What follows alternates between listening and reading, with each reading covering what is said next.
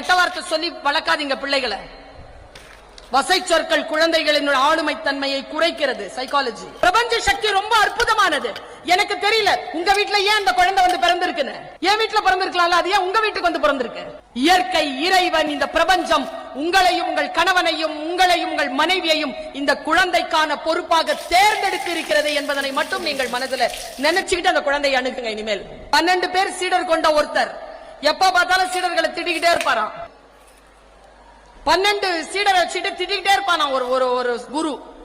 அவர் ஒரு நாள் இமயமலைக்கு போயிட்டு வந்துட்டு 12 பேர்கிட்டையும் பவ்யமா நடந்துக்க ஆரம்பிச்சாராம்.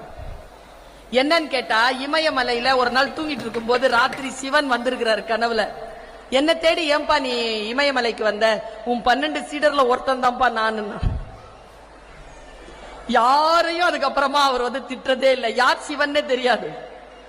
எல்லோரிடத்திலும் பவ்யமாக